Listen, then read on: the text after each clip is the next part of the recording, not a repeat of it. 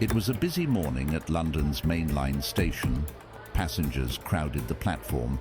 The air was filled with excited chatter, eagerly queuing to purchase tickets for the train to the South Coast. I remember my first trip to the coast on a steam train as if it were yesterday. The air was filled with excitement and the smell of steam and smoke. Porters hustling around with piles of luggage.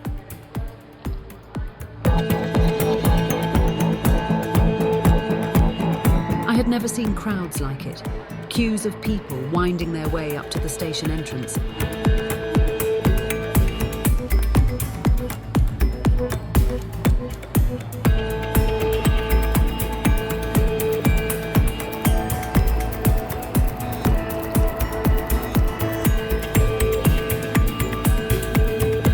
When the train pulled in, billowing white clouds, the crush on the board was tremendous.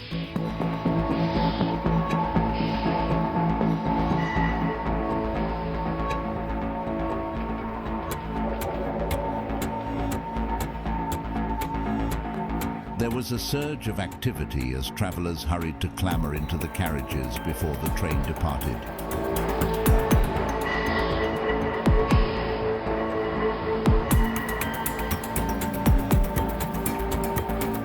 We made our way to the platform where the station master stood, surveying everything with a look of importance. The train guard blew his whistle, signalling it was time to board. While passengers hugged loved ones farewell.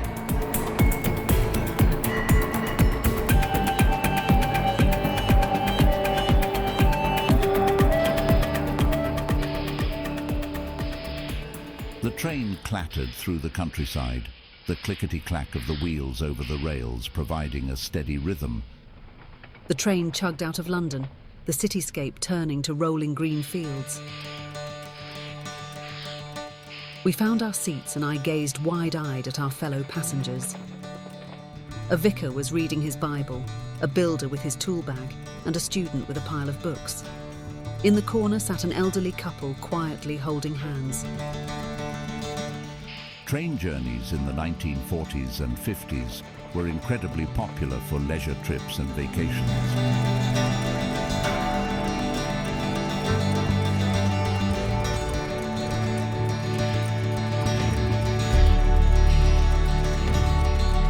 Some compartments were crowded with boisterous children, eagerly pressing their noses to the glass as they anticipated a day of fun at the seaside.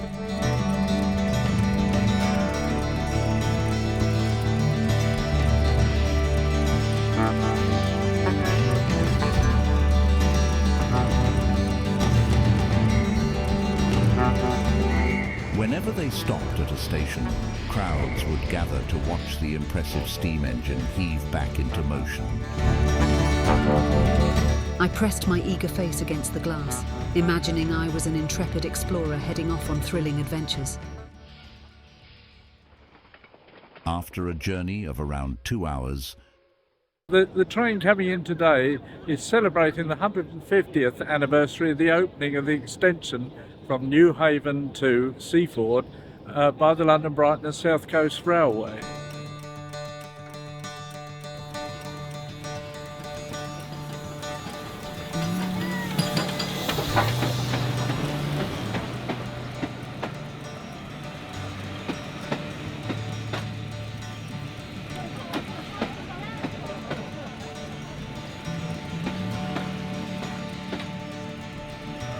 The bustle of the station gave way to the sound of seagulls and the ocean. We spent the day splashing in the waves, eating ice cream and strolling along the pier. I think it's absolutely fantastic. It's great to see a steam engine down here and to see a Class 33 as well. Lots of locomotives around the world and even your favourites. But some are made up of stories and some that are stories, and there are some about toys about lots of steam engines. That's you can go to railways, like you find Stepney, and you get to see lots of railways on different trains.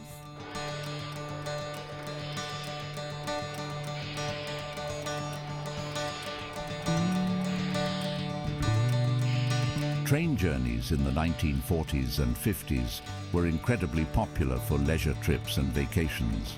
There was a sense of adventure, community and nostalgia travelling by steam train that has lingered in the British imagination.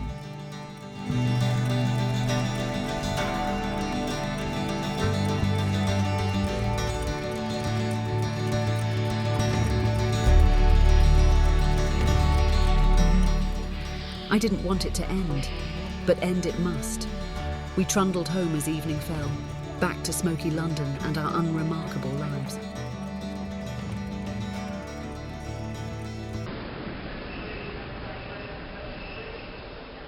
The trains ran frequently and were mostly reliable, playing an important role in mobility and tourism in the post-war period.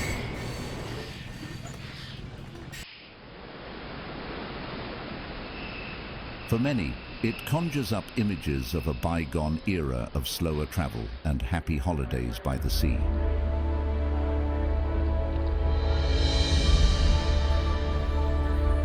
I remember how gloomy the city seemed after the joy of the coast, but it had been a perfect day, one my young imagination would treasure.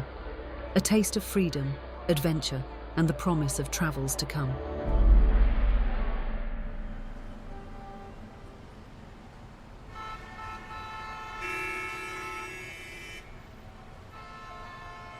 So get on board and grab a seat. We're heading north, someone to meet. It's the only way, so get there soon. On a bus in the afternoon. On a bus in the afternoon. I can't see on a bus in the afternoon. With me on a bus in the afternoon. We'll be on a bus, yeah, yeah. On a bus, yeah, yeah. On a bus, just you and me.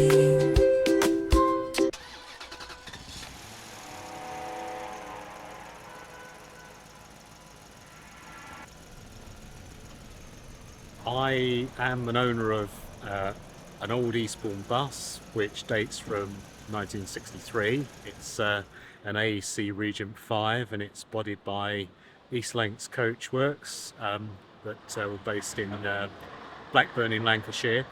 I've had this vehicle now for just over 10 years. My association with Eastbourne is that although I don't live in Eastbourne, I live in Hertfordshire, I used to come down and holiday in Eastbourne as a young lad, teenager. Really fell in love with, always been a bus enthusiast, but really liked the Eastbourne buses, always found they had character. And I must admit that one day I never thought that I would be actually sort of owning one. So I feel sort of very privileged to own a part of history.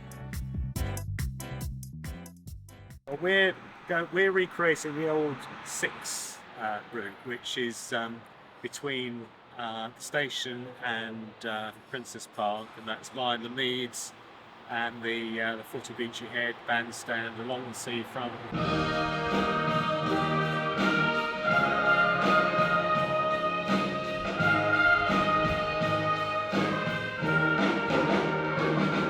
I'm Peter Bryden. I'm here with my 1939 Leyland Lion for the Eastbourne Running Day, which is a yearly event where vintage buses in Eastbourne run all the bus services. It's done on a free, voluntary basis. We carry all the passengers free for the day. I grew up in Eastbourne. I actually went to school on this bus. There were 5 of them that were to be delivered to Eastbourne just before the war, but the other 4 got requisitioned, and this one was the only one that stayed in Eastbourne. The original 75-year-old seats, the material is moquette. We have renewed the leather around the outside, but otherwise it's all original. It actually was featured in BBC Love Story a few years ago, where we drove it up to Beachy Head and back. And we did the odd wedding as well. Is it a comfortable ride, Peter? It's quite difficult to drive because it has what's called a crash gearbox, no synchromesh, so you have to double the clutch. No power steering, of course, so the steering's quite heavy. So it's quite a challenge to drive sometimes. We're going to go up to Meads and then along the seafront, down to the archery and then back up to the seafront again, and then back down to the station.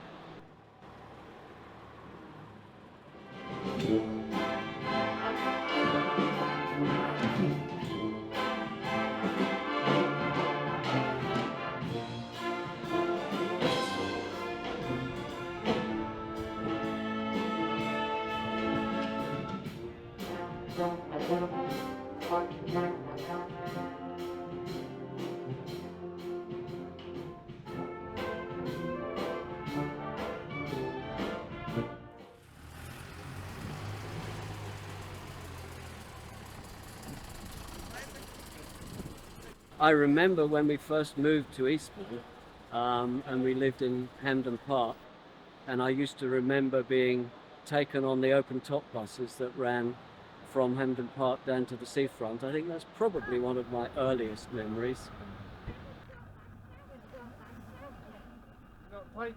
The South Down buses that operated in Eastbourne were all green, so that was South Down's sort of standard colour.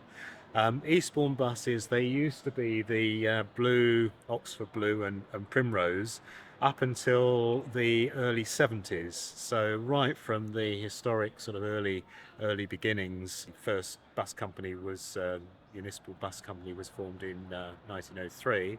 But right from the early beginnings until the sort of late 60s, early 70s, the cream was a very sort of distinctive blue and primrose. And after that, the Eastbourne introduced a very sort of insipid, sort of pale cream colour, which really didn't have as much character as the blue and primrose. And that lasted for a few years, and then they experimented with a number of colours.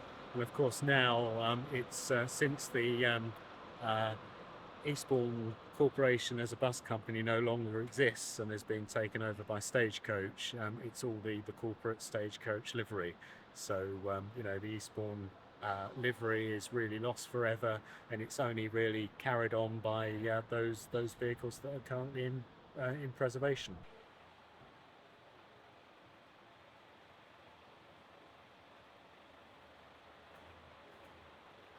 Have you been doing this every year? Second year I've done it. Second year you've done it. And where are you heading off today? We're going to Pevensey, Stones Cross, and back here.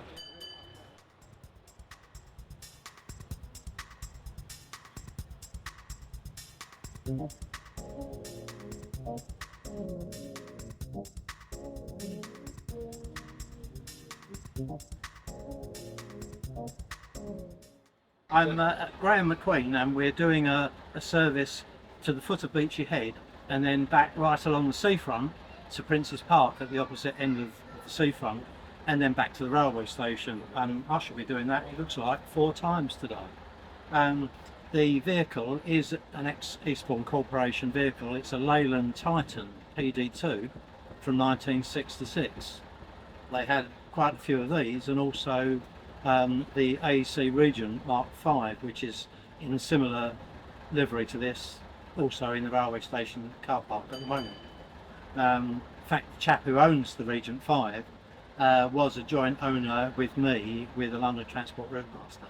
So it's London Transport in the blood, really.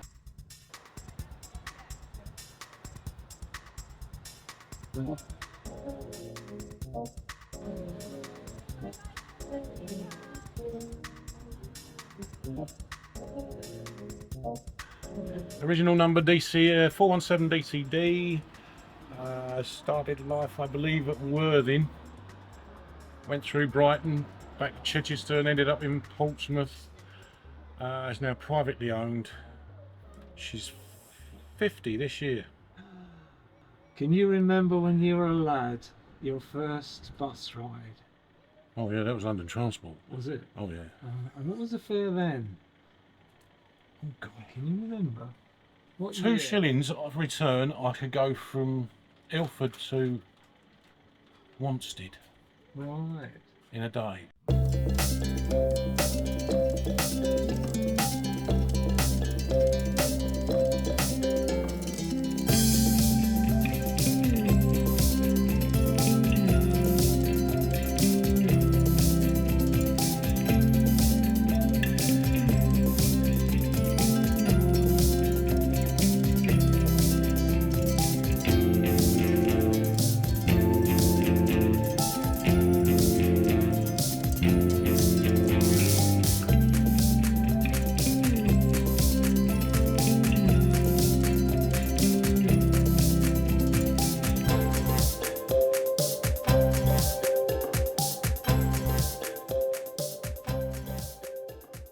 For 2 shillings. Goodness me. And what year would that have been? Would that be the 60s? Oh yes, because I started driving these in the 70s. Do you enjoy this sort of Yeah, I love it. nostalgic trips? Every day. I'd do it if I had the chance. If I had one of these, I'd do it every day. Would you? Yep.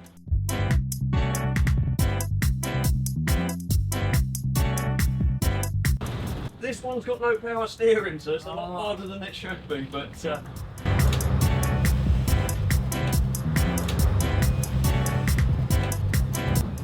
about 40 odd years old, so it's sort of predates, or it's early power steering, but it's as good as not having any.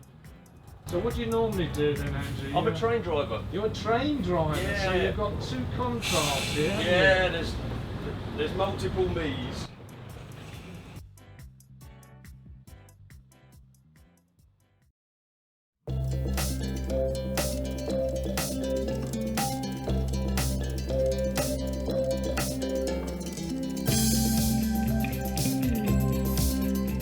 Yeah, my name's Andrew Turton. And you're the driver of this wonderful bus, and I noticed it's got Seaford on there. Can you tell us a little about maybe the history of this bus? Yeah, but the bus was originally Maidstone and District, but the owner of this company lives in Seaford, hence the Seaford and District name. We actually park up just outside Hailsham, so that's where this lives on a daily basis now.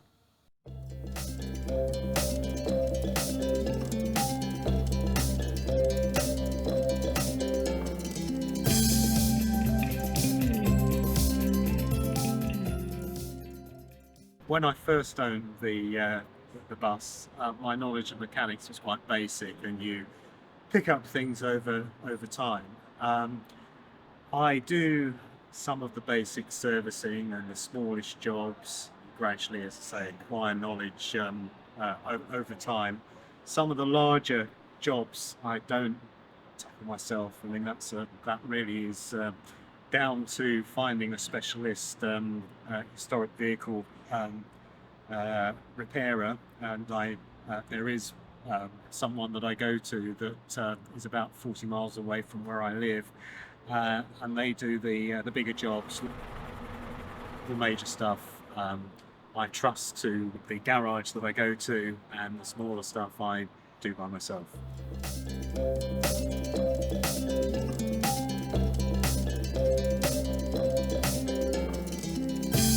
Yeah, there's a lot of blind spots, and it's a bit of a hot debate, but it's one thing that a lot of motorists and especially cyclists don't realise, just what you can't see. You know, they seem to think you're all seeing.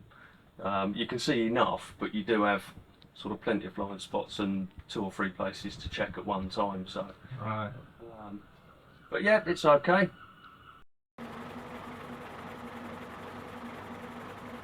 really have to pay tribute to the people that have brought the vehicles down today, because most of these vehicles are privately owned, are owned by private preservationists. They are very passionate about their vehicles. They like to show them off. Obviously today is a great opportunity for doing that. But I think also there are lots of people that have come up to me and said, you know, well, we remember travelling on these vehicles. You know, it's really great to see them. It's really great that some people take the trouble to actually sort of preserve them and look after them. So, and also there's been quite a few people, the non-enthusiasts that have come here, you know, people that have seen the spectacle at the station, people that have really seen the buses, wondered what was going on, come up here and you know, travelled on a few of the vehicles. They have I think had a really good day as well, and you know, and there's a real buzz about it. And your father was on the buses, was he? He was indeed. He was a bus driver for something like 42 years in London, and then latterly down in Eastbourne for Eastbourne buses and stagecoach. Oh, right. So what's your recollection of bus travel when you were young? What was your first trip on a bus? I can't remember the first one, but I used to go to work with my dad quite a bit on the Route Masters. On the 159 was the route he'd done from Thornton Heath up to West Hampstead then.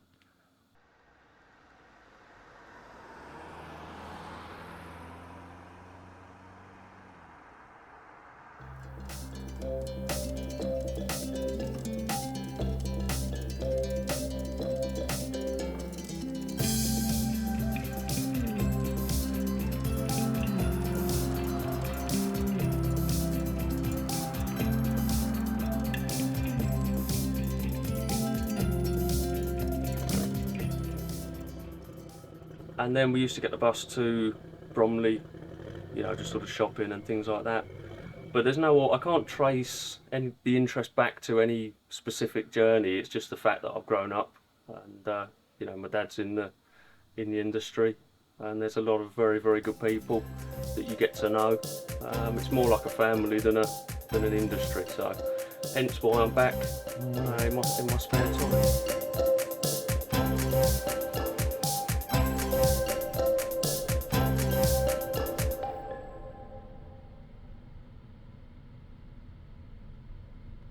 In the bustling metropolis of London, the taxicab reigned supreme. With its spacious interior and reliable performance, it ferried passengers to their destinations with ease, becoming an integral part of the city's fabric. Each vehicle holds a story, a legacy of craftsmanship and innovation.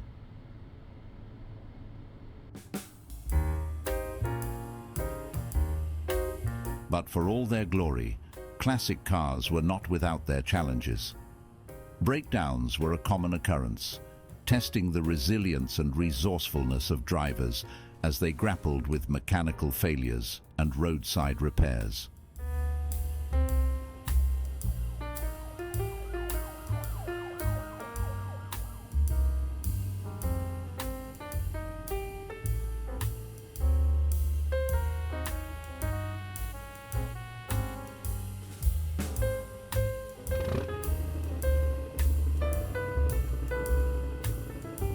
The 1940s to the 1970s saw a revolution in automotive design as manufacturers sought to redefine mobility for a changing world.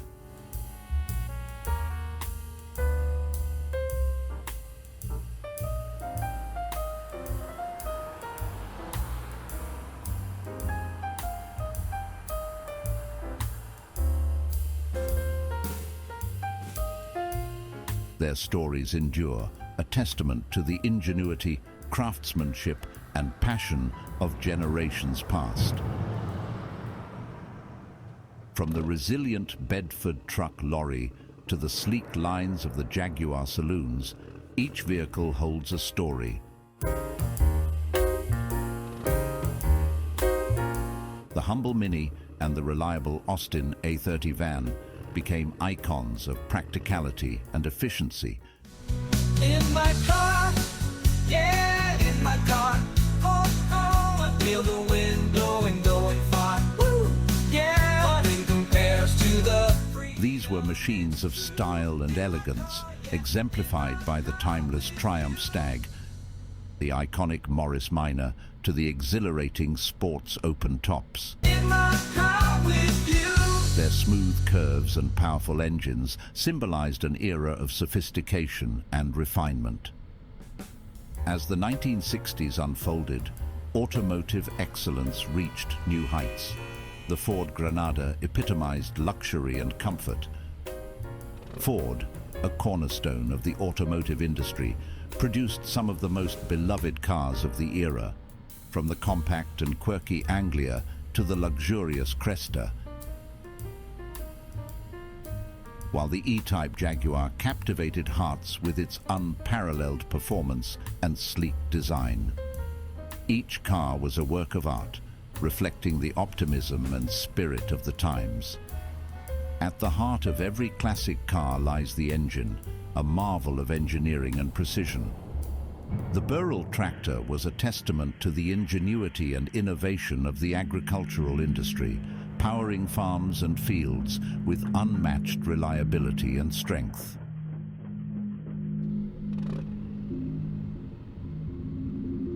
The Citroën M11 reigned supreme.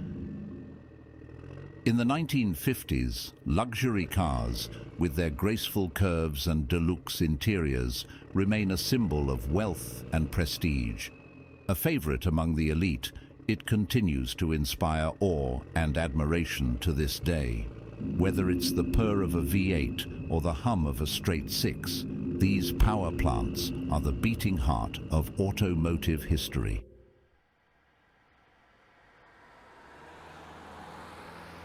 Feel the rush of